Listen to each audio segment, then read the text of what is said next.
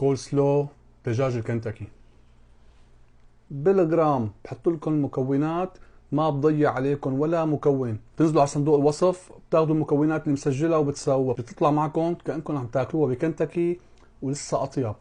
بيقولوا لكم الغرام المستحيل، هذا الغرام اللي مو مستحيل. هي اللي بتجيبوها من مطاعم الكنتاكي. عندي ملفوف، جزر، بصل ابيض حصرا، اي نوع مايونيز عندكم اياه، زيت نباتي، ملح، سكر، واي نوع خل ان كان ابيض ولا احمر. المكونات كلها بسجلها بصندوق الوصف بالكوب والمعلقة والوزن. مطعم الكنتاكي بيساوي الكول سلو بدون بهارات. هي الأساسية، الوصفة موثوقة 100%. أول شي بجهز تتبيلة السلطة. بحط المايونيز، بحط السكر، بحط الملح، بحط الخل، وبحط الزيت. بحركهم كتير منيح، وبعد ما حركهم منيح بغلفهم وبحطهم بالبراد لمدة ساعتين أقل شي، وفيكن تخلوهم يوم كامل. ببشر جزر على هذا المقاس، هيك بيطلع عنا الجزر. بالنسبة لطريقة الفرم كتير مهمة. البصل لازم ينعم كتير منيح. بحط البصل بمحضرة الطعام، وفيكن تفرموه بإيدكن. يعني البصل هيك لازم يكون فرمه. بالنسبة للملفوفة هي كبيرة، أنا بدي 700 جرام بس. هلا بقسم منها وباخد 700 جرام. حاولوا تاخدوا الملفوفة من هالجنب، بتكون الوراق تبع الملفوفة من هون طرية.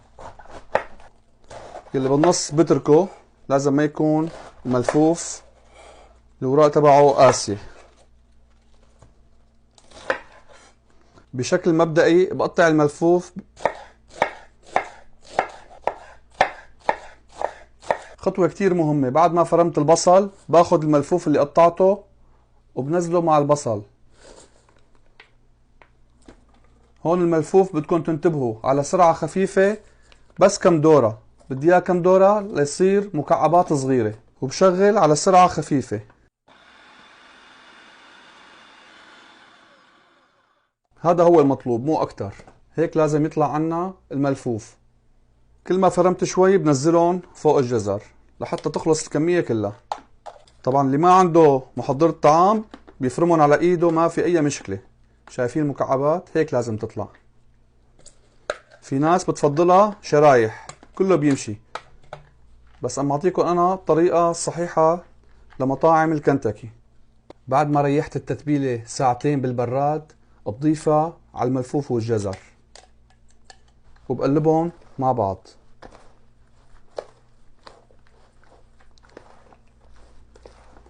لا بدها بهارات ولا بدها فلفل. اي اضافات بتنحط على سلطة كول سلو تبع مطاعم الكنتاكي بتكون اجتهاد شخصي.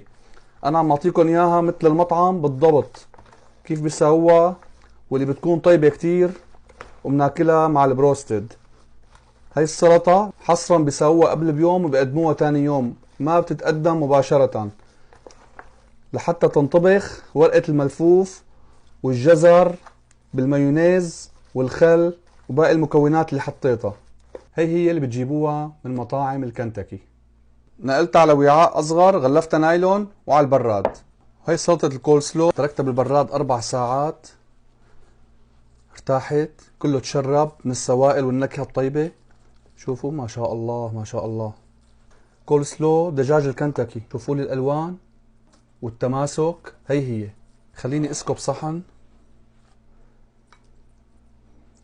يعني هي بس سوا، ما تاكلوها مباشرة، خلوها بالبراد تاني يوم 4-5 ساعات تريحوها، وشوفوا الطعمة رح تطلع عنكم.